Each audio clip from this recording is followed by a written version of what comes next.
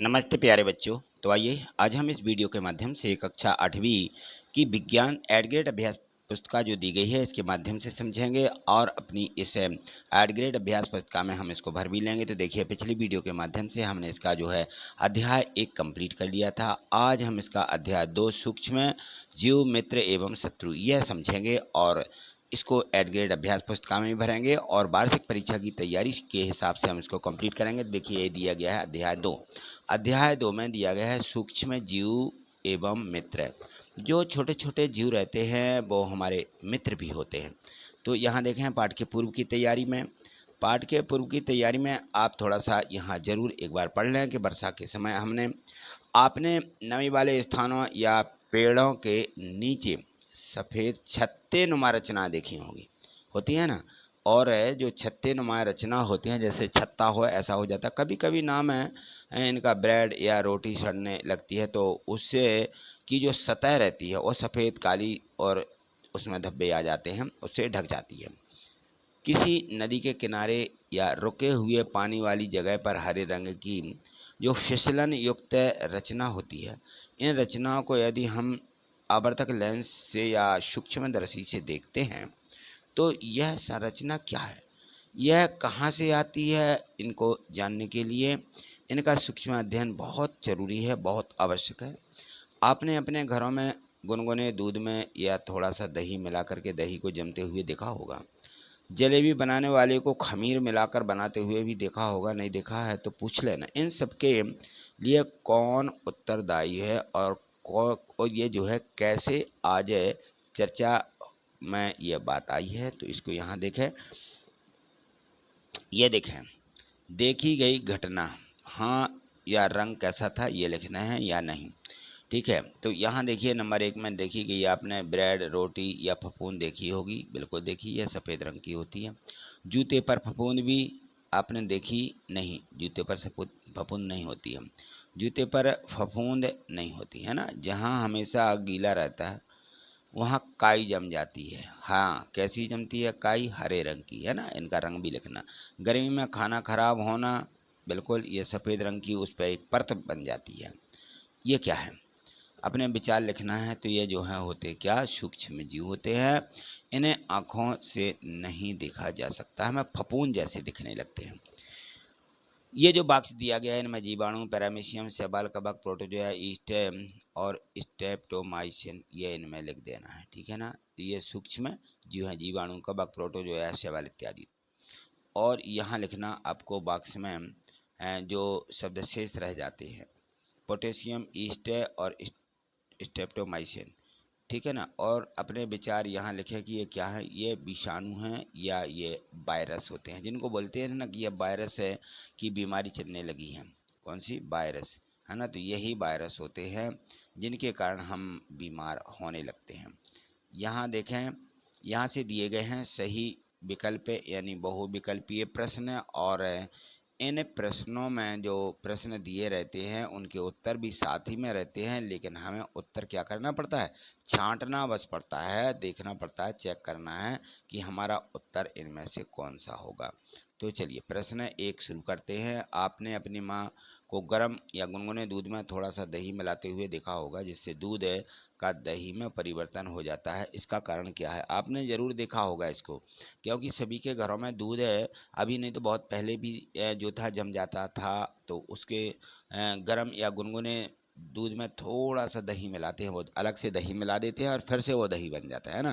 तो ये सूक्ष्म जीवों में जनन होता है। क्या होता है, सूक्ष्म जीव जनन। ठीक है ना, यानी वो फिर से जन्म लेते हैं।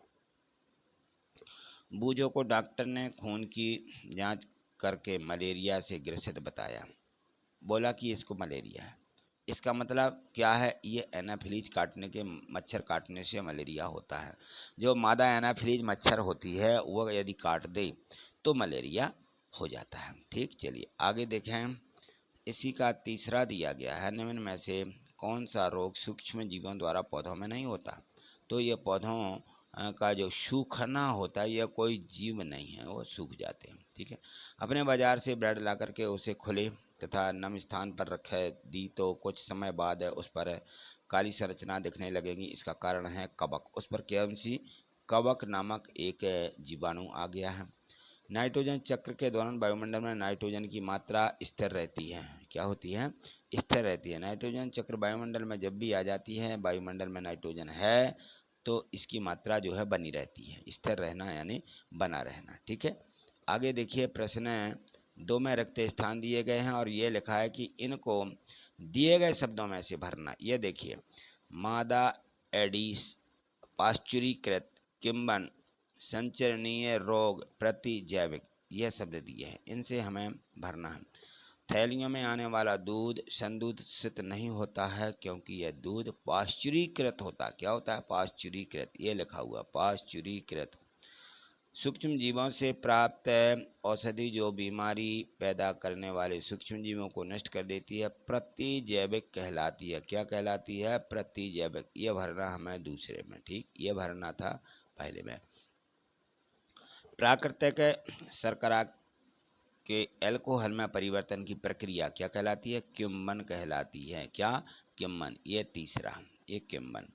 और डेंगू के वायरस का वाहक मादा एडिस मच्छर है। कौन सी मच्छर होती है? मादा एडिस। यहाँ से लिखिएगा चौथे में।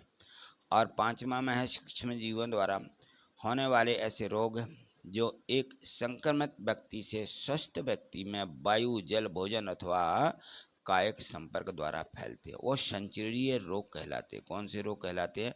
संचरणीय रोग। ये पांचवा में। ठीक, चलिए आगे देखें। प्रश्न तीसरा दिया गया है कि हमें छींकते अथवा खांसते समय अपने मुंह एवं नाक पर रुमाल क्यों रखना चाहिए? देखिए, हमें जब हम छींकते हैं या कोई खांसता भी है, ठीक है ना, या हम छींकते या खांसते हैं तो उस समय मुंह पर एवं नाक पर रुमाल इसलिए रखना चाहिए क्योंकि इससे संचरीय रोग नहीं फैलते। क्या नहीं होता है?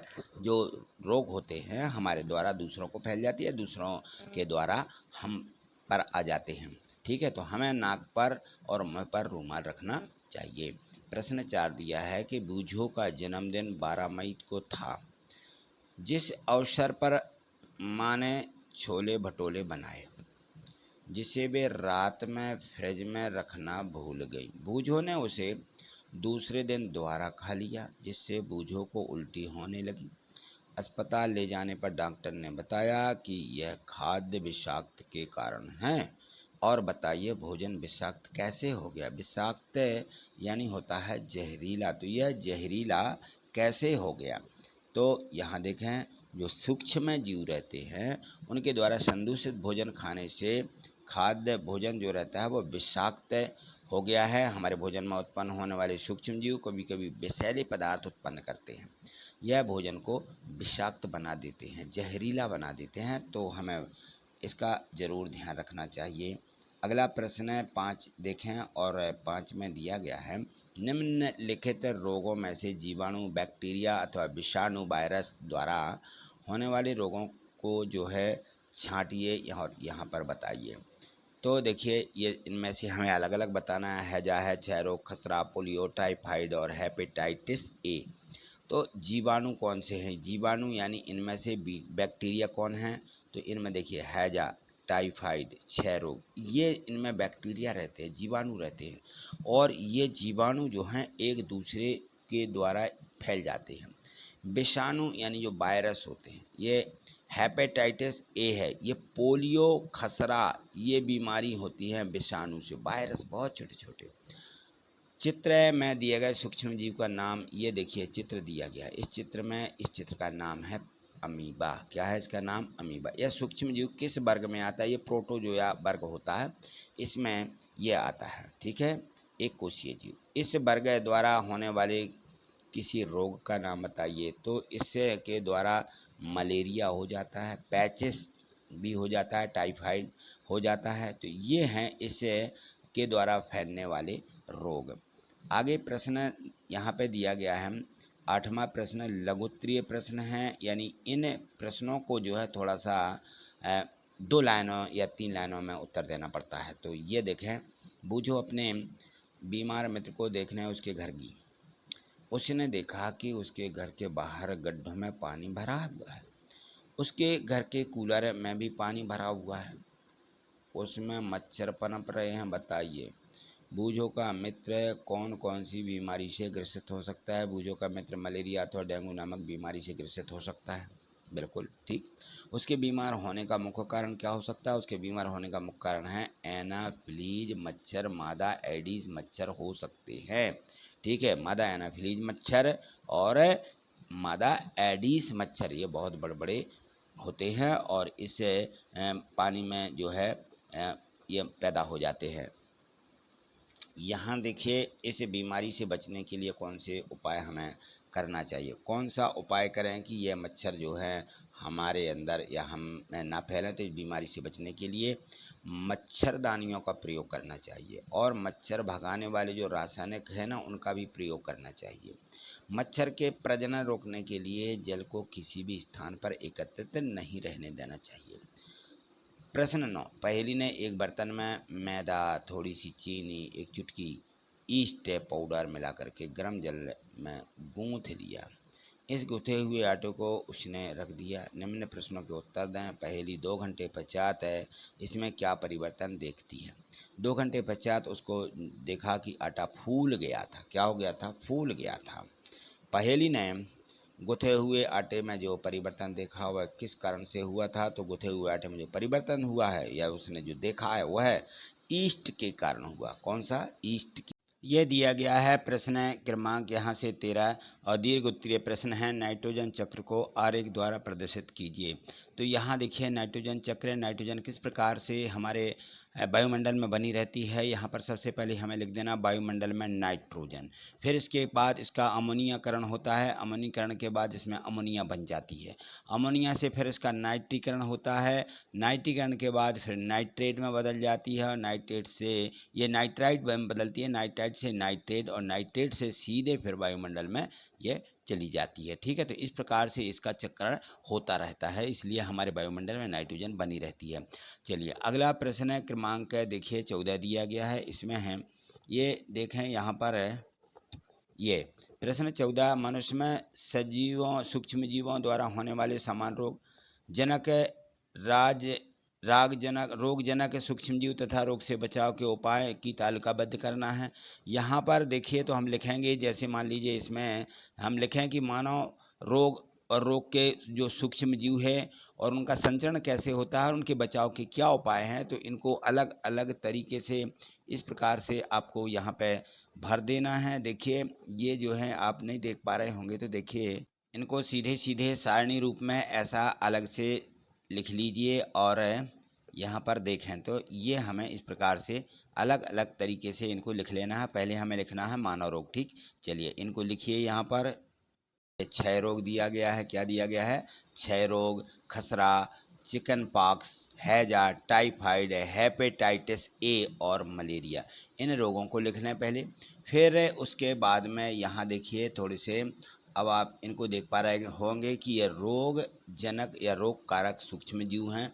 तो ये जो है 6 रोग, ये जीवाणु, खसरा या वायरस, चिकन पॉक्स वायरस, ये भी हैजा भी वायरस से, टाइफाइड जीवाणु हैं और हेपेटाइटिस ये वायरस होते हैं और मलेरिया प्रोटोजोआ। इस प्रकार से इनको लिखें। और ये संचरण का उनका तरीका, ये मतलब ये कैसे संचरण करते हैं, कैसे फैलते हैं, तो यहाँ देखेंगे इसमें लिखेंगे कि ये जो है वायु के द्वारा फैलते हैं। बाकी रोग कुछ रोग ऐसे होते हैं जैसे ये वायु जल भोजन के द्वारा हैजा फैलता है, ठीक है ना। बाकी टाइफाइड हेपेटाइटिस ये जल के द्वारा होते हैं। मलेरिया मच्छर के द्वारा होता है। तो ये इसमें जो है इनके तरीके दिए गए हैं कि किस तरीके से ये फैलते हैं। और यहाँ इनके बचाव के ये यहाँ पे देखें तो ये बचाव के लिए आपको यहाँ इनको लिख देना है बाजू में। इस तरीके से देखें तो यहाँ जो है बचाव के उपाय या सामान्य कैसे बच सकते हैं। रोगी व्यक्ति को पूरी तरह से अन्य व्यक्तियों से अलग रखना चाहिए। अलग लिख लीजिए यहाँ अलग। और रोगी को व्यक्ति वस्तुओं को इसमें भी अलग रखना चाहिए। उसे समय पर टीकाकरण करवाना चाहिए। व्यक्ति स्वच्छता एवं अच्छी आदतों को अपनाना चाहिए। भली भांति पके हुए भोजन, उबाला पेयजल एवं टीकाकरण उबलते हुए पेयजल का उपयोग करें और टीकाकरण मच्छरदानियों का प्रयोग करें जिससे कि मच्छर भगाने वाले रासायनिक जो खाद हैं, ठीक है, उनका प्रयोग करें। कीटनाशक का छिड़काव और मच्छर के प्रजनन को रोकने के लिए जल को किसी भी स्थान पर एकत्रित ना होने दें, ठीक है ना। तो ये मलेरिया के लिए है, ये हमारे इसमें ये सभी रोगों से बचाव के ये यहाँ पे उपाय बताए गए हैं, तो इनको ज़रूर आप यहाँ पे लिखें और याद कर लें, ठीक। ये दिया गया प्रश्न 15वां, सूक्ष्म जीव हमारे लिए अभिशाप होते हुए भी वरदान हैं, इस कथन को स्पष्ट कीजिए। देखिए, जो सूक्ष्म जीव रहते हैं वो हमारे लिए अभिशाप तो होते हैं लेकिन वरदान भी है, क्योंकि सूक्ष्म जीव जंतु तथा जो पादप में विभिन्न प्रकार के रोग उत्पन्न करते हैं, किंतु सूक्ष्म जीवों से विभिन्न प्रकार के उत्पाद जैसे दवाइयाँ हैं, एल्कोहल, सिरका, बेकरी आदि कई महत्वपूर्ण उत्पाद प्राप्त किए जाते हैं, जो हमारे लिए वरदान से भी कम नहीं हैं, ठीक है ना। वो हमारे लिए वरदान है, क्योंकि कई दवाइयाँ इन्हीं के द्वारा बनाई जा रही हैं।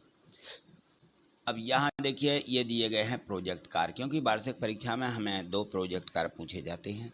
यहाँ दोनों जो प्रोजेक्ट कार्य हैं प्रत्येक पाठ में दिए गए हैं, तो इनको ज़रूर कंप्लीट करते चलें। यह पता नहीं किस पाठ में से ये हमें पूछे जाएंगे, तो इनको ज़रूर देख लीजिए। 2 गमले लेकर के प्रत्येक को मिट्टी से आधा भर दीजिए, ठीक है। 2 गमले लेना है, यह प्रैक्टिकल है, आपको घर में जा कर के करना है।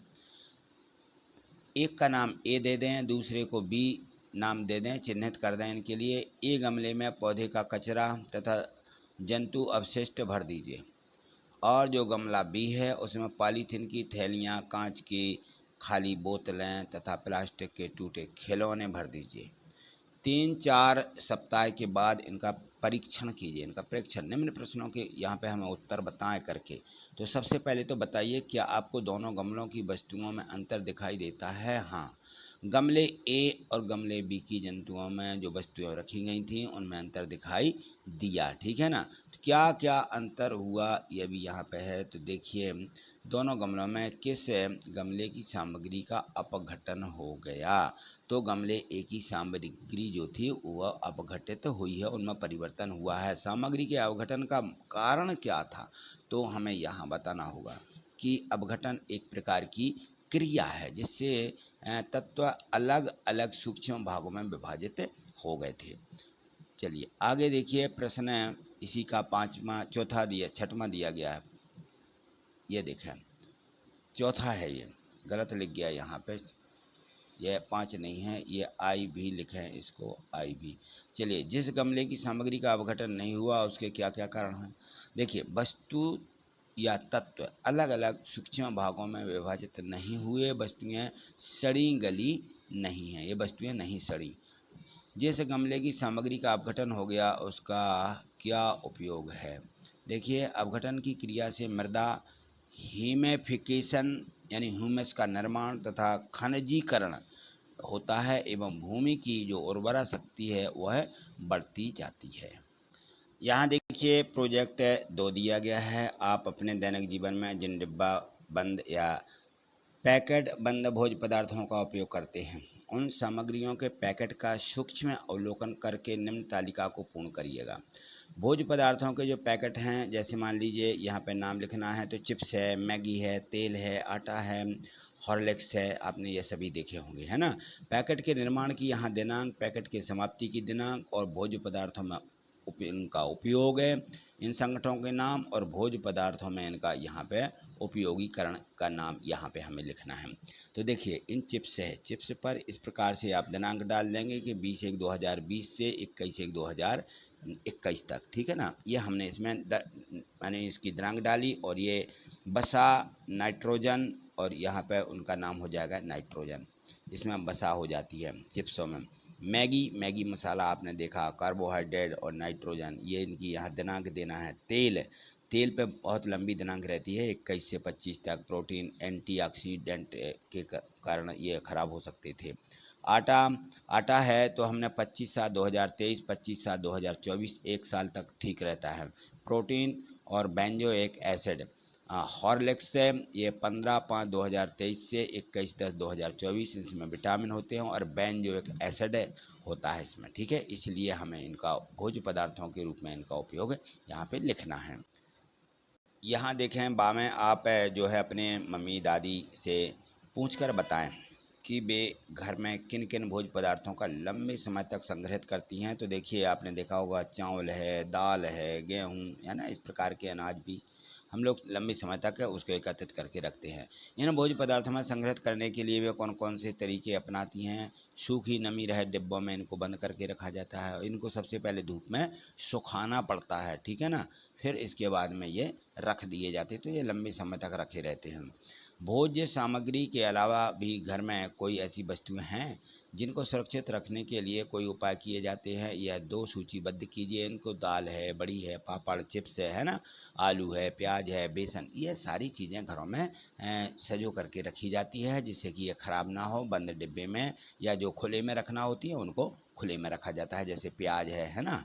चलिए ठीक। तो इसमें जो प्रश्न भी दिए गए थे 15 तक, और ये जो 2 प्रोजेक्ट कार्य हैं ये अपने समझ लिए हैं। इनको अपनी एड ग्रेड बुक में इनको लिखें और वीडियो को 1-2 बार अवश्य देखें, तो ये आपको निश्चित ही समझ में आ जाएंगे और याद भी हो जाएंगे, ठीक है। तो चलिए आज इतना ही, मिलते हैं अगली वीडियो के माध्यम से। यदि आप आगे इसी प्रकार से और भी हमारे इस चैनल की वीडियो देखना चाहते हैं इसके माध्यम से, तो आप चैनल को सब्सक्राइब करके रखें और प्रत्येक वीडियो को लाइक भी करते चलिए, ठीक है। थैंक यू, धन्यवाद।